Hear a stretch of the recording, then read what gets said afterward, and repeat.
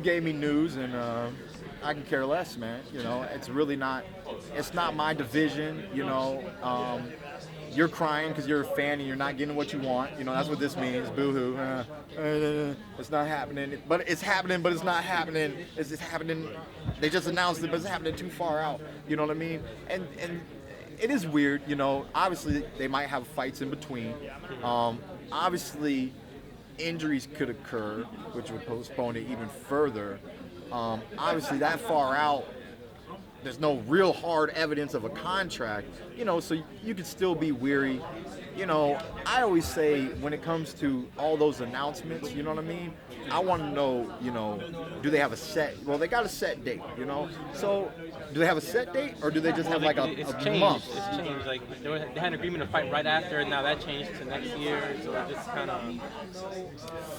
You know, hey, man, and this is what I tell everybody. I had a buddy who bought tickets for me and Sean.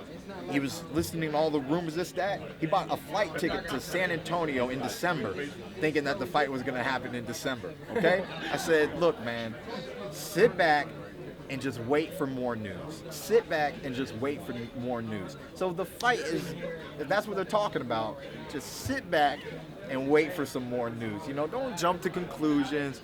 Don't yada yada yada. You know, just let it present itself. You know, I think Canelo has. Well, it's weird. Canelo's been competing at 155, right? The dumbest catchweight in the world. Anyways, it is the dumbest catchweight in the world. Why do you think it's dumb, Keith? Because at 154, in almost like any state for non-title matches, you're allowed to weigh 155. They give you a pound for non-title matches. They give you a pound. So that's really all he did, was give himself a pound. Yes, you know what I mean? Does he still hold a 154 title? No, 160. So just the 160. But he gave up the belt just recently. He just gave up the belt? Yeah, he was supposed to fight GGG.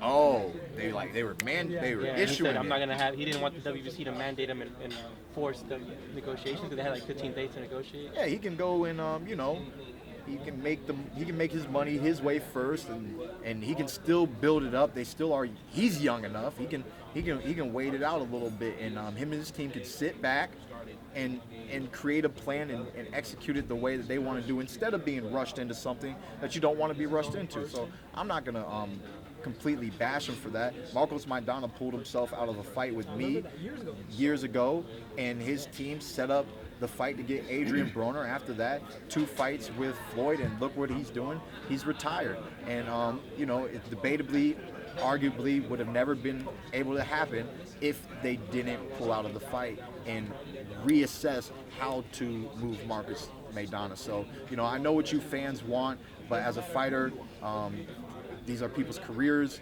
at stakes, and sometimes people are going to want to have a little bit more control over it.